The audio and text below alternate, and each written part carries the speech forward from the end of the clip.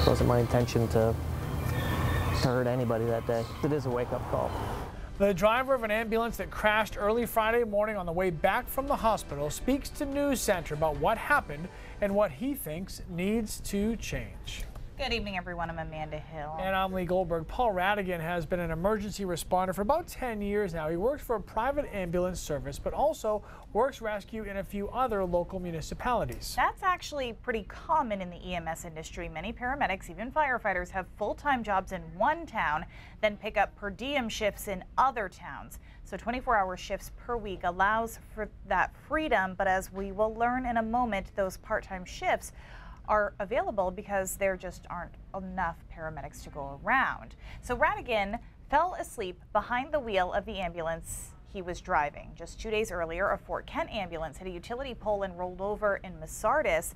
Again, no patients in the ambulance at the time of that crash, and no one was seriously injured. But both crashes have raised questions within the industry. Radigan says it was a wake-up call for him, and it should be for the rest of the state. Well, the picture doesn't do justice to the ride that we had. At 5 o'clock in the morning, I had already worked 72 hours that week between Delta and Casco Fire Rescue. And obviously I didn't get enough sleep. And my fail-safe, what I do is I eat Sour Patch Kids. That's what keeps me alert as I travel. Window down doesn't do it, radio doesn't do it. But I ran out of Sour Patch Kids, and I thought I could just make it through back to base. So I traveled about 600 feet in the ditch, if you will, and then I hit the crossover and got the ambulance to go from ground level to no ground level for about 30 feet. And then I came down, and then I struck the guardrail. And I took out, I'm going to guess about 150, 200 feet of guardrail before the ambulance came to a stop. I wrecked an ambulance. Yep, I destroyed $200,000 worth of truck. And yeah, I had 2 people in this vehicle that I was responsible for that I failed. So, me personally, when I sitting on the side of the road waiting for everything to calm down, I called Casco and Naples where I had shifts scheduled, and I said, I ain't working this rest of this month. Obviously, I'm doing something wrong. I think that services, both municipal and private, should start limiting their people big picture-wise. Those services should be able to look at that and say, okay, I've got you for 24 hours this week, where else are you working? Have we done a good job in the past mitigating the risk? I would say yeah. But now it's reached the point where, I mean, twice in a week, within days of each other, in Maine, that's pretty bad. But were those freak accidents, or does something actually need to change? For more information, I sat down with Chris Perret, who chairs the state's EMS Education Board. First, is the state facing a shortage of emergency responders? I think that there is, but it's relative because we have a combination of volunteer, paid per call, and full-time. Many people will bounce from department to department, and they'll work, say, 12 hours in this department, and then they'll leave and they'll go work 12 hours at that department, and they cobble together a paycheck that way. And it's because I think in part a lot of the communities aren't prepared financially to support full-time staff, and so this is how they're making ends meet. Is there anything in place to kind of prevent someone from working 72 hours a week in different places? Well, it all depends on where you work. Some agencies have a policy that, and honestly, it's more of a handshake agreement that you won't be fatigued when you arrive to work, or you won't have worked a string of hours before you arrive. So I think everybody wants to do the right thing, and everybody wants to operate with a margin of safety. And part of the problem is that there aren't really well-defined best practices around how to staff and what constitutes fatigue. There are formulas that you can use to figure out how many ambulances you should probably have on duty at a particular time, but there's nothing that says how often your employees should be working. There's a general recognition that the longer folks work, there may be more challenges around fatigue and whatnot, but there's conflicting data around that as well. Some studies say that 12 hours is bad, less than 12 hours is good, but more than 12 hours is also good because the employee has a better opportunity to relieve themselves while they're off duty and have a better job satisfaction rate. As he mentioned, there really isn't great data showing fatigue in firefighters and EMTs, but there is a national study currently underway, so stay tuned.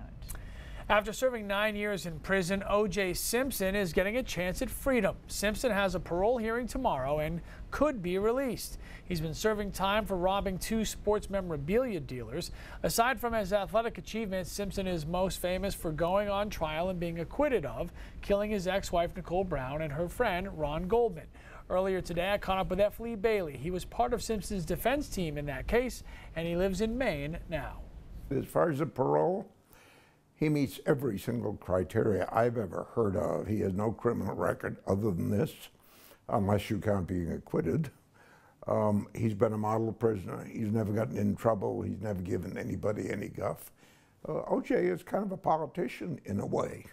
And he's managed to steer a clear path there and to try to do some good in the prison. Why they would say that isn't enough time when nobody else in that whole case got 1 day in jail is kind of hard to ponder, except I'm afraid that parole boards sometimes say, what would the public like? Because the court of public opinion is so against him, if you will, Yeah. what can he expect if he comes out? What kind of a life is he? He won't be able to go anywhere, do anything. I mean, it's almost be a different type of prison being out than being in. Well, that's true, and it's a possibility, but bear in mind, when he got acquitted last time after being in jail a year and a half for something he didn't do by law and, in my view, on the facts, O.J. moved to Florida. He developed a circle of friends. People treated him very well. I had him go to lunch with a number of people that were skeptics, my own colleagues.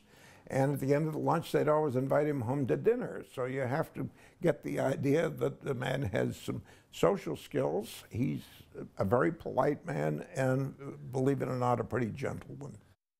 And great to talk with F. Lee Bailey. I had never met him before, and just super gracious with his time, but fascinating to talk to. I could have stayed there all day if I didn't have to come here and hang out with you. I'd still be talking to him right now. I mean, he was just a wealth of information. Great storyteller. And so. Well, that story itself just continues and continues. 23 years later, yeah, absolutely. All right, so if you were outside today, or maybe even if you were inside and you didn't have air conditioner, you kind of know one thing. It's hot. Yeah, checking in with Keith Carson for the forecast. Hey, Keith. Yeah, it's humid. That's the real thing, right?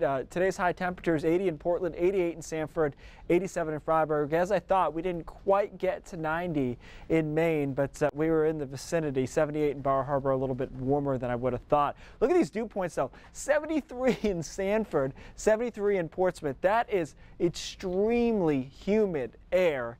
And I have to wonder about the Berlin, New Hampshire reading at 57. That seems to not jive with anything else going on this map here. But we're in the upper 60s for dew points, low 70s. It'll be very uncomfortable tonight as far as sleeping goes because of those high dew points, which tend to limit how much overnight lows can drop down to.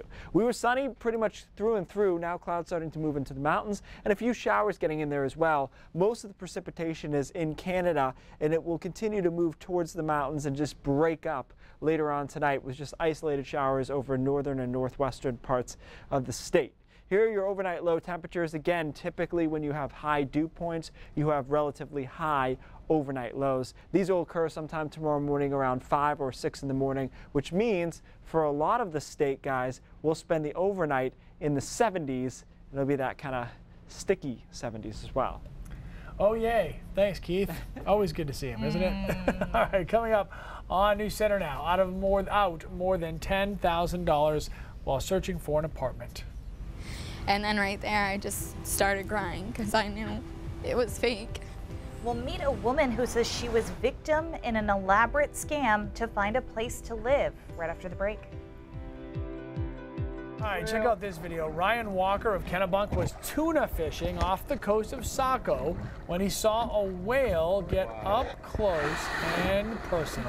The whale swims long, even spews some water. It all happened about 10 miles from Camp Ellis. It was quite an opportunity for Walker, who just happens to have the boat named Opper Tuna T. See what I did there? Oh, I do. It's actually named his boat. Pretty cool. Love that video, in case you didn't know. I've been watching that all day. Walmart's latest snack has some mouths watering and others, like me, not so much. Yeah, I'm not sure I'm in on this. 1,200 stores are now selling Tropicals. It's a combination of pickles and fruit punch. You heard that right. The pickles are sold floating in a jar of punch. A lot of you had mixed reactions online. John says, why not? As Joey would say, Kool-Aid, good. Pickles, good. What's not to like? Hillary says, I might give one a try, but it doesn't really sound appealing. And Suzanne says, this is just not right. Angry emoji. Yeah, I mean, I don't think so. I'm gonna try fairly adventurous, but I think I'm going there. That's just a weird combo. Yeah, it's kind of gross. All right, still more to come on News Center now, including some layoffs at the Verso paper mill in Jay. And Keith will be back with his full forecast covering north of Augusta and south when we come back. Temporary layoffs become permanent layoffs. The Verso mill will officially shut down one of its machines for good, along with more than 100 jobs. They say it's because of a decrease in demand, an ongoing trend in Maine's paper industry. News Center's Christina Rex is live at the Verso paper mill to tell us the details. Christina. Lee and Amanda, 120 people are out of work, but 400 people still actively work here at the mill in Jay. Now, the mill temporarily laid off those workers back in January so it could evaluate whether or not it still had the demand to keep machine number 3 operating. After 6 months, employees tell me they aren't surprised they won't be back to work. This is reducing paper production at the Androscoggin mill by 200,000 tons. It's an industry that at its peak employed 18,000 Mainers, but now there are only a small handful of major paper mills still open in the state. And the official shutdown of that machine, machine number 3 here at the mill in Jay, starts on August 1st. Lee and Amanda, back to you. Thanks, Christina. So what's next for the 120 people who just lost their jobs? So labor officials are working with some of those folks to let them know about other, maybe less volatile career fields. And Jess is here now with more on that. That's right. Julie Rabinowitz from the Department of Labor says the sooner her department knows about a layoff, the better. Since that paper machine number 3 really hasn't been running since January, the state started working with those employees back then. Rabinowitz says the former Verso employees are trade certified, so they qualify for a program that will pay for them to retrain in another field. The only stipulation is they have to pick an in-demand field of work to pursue. Rabinowitz says 70 out of the 120 people that lost their jobs are currently enrolled in training programs in fields like healthcare and culinary arts. Another profession that has a need for qualified workers is heating, ventilation, and air conditioning, or HVAC.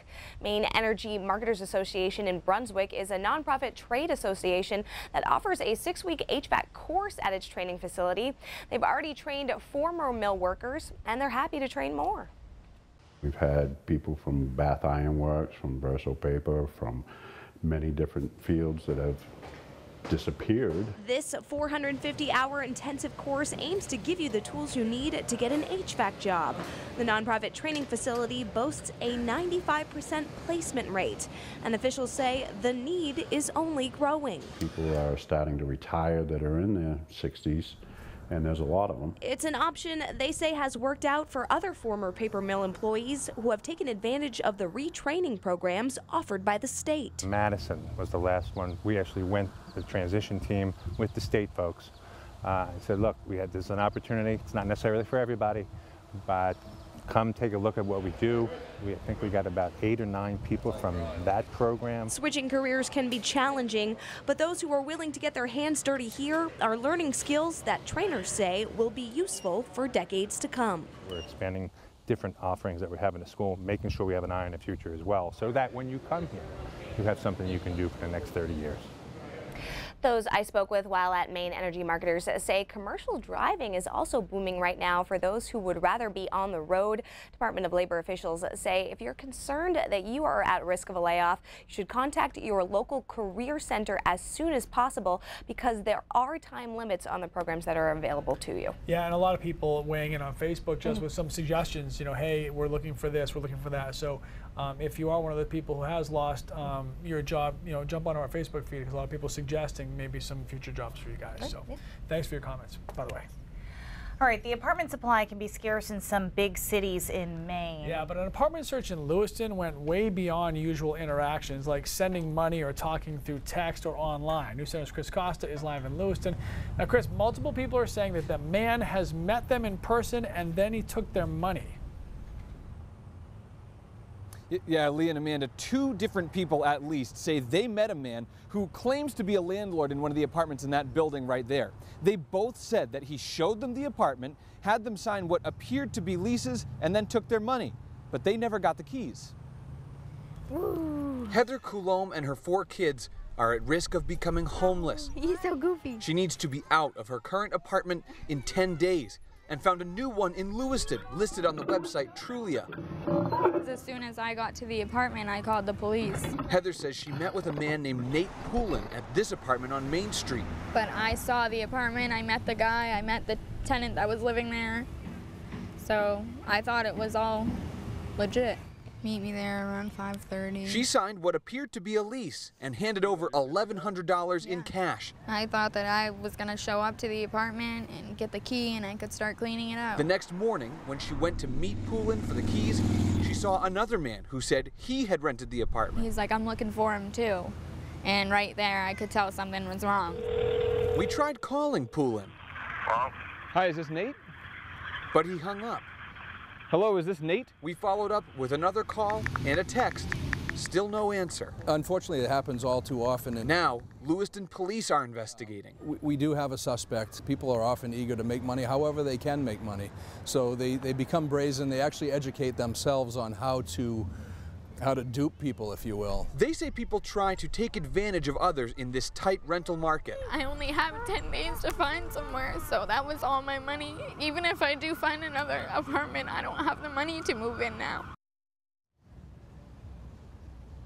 Now, police say they have not charged anybody at this time, but obviously as the rental market becomes tighter, different ways such as Facebook, Craigslist become popular ways of advertising for apartments. Police say that if you ever have a question about any transaction, you should always double check the name of the person who claims to be the landlord with the person who owns the building according to the town office. Lee and Amanda? All right, Chris, thanks. It's just an awful story. I certainly hope that for Heather and her kids that she finds a place to go here because that wasn't her fault, right? I mean, that's just an awful situation. That's scary. That's one of those things you could have easily fallen for Absolutely. Sure. So anyway, what's up, Mr. Sunshine? Yeah, no. Can we get a good to talk about? Can we get a awful. GoFundMe going for her or something? That might be an idea. Feel awful. That's a decent idea. Oh yeah, that's a platform You're taller here. than that. Sorry. Better. There we go. Feel better. There we go. It's sticky.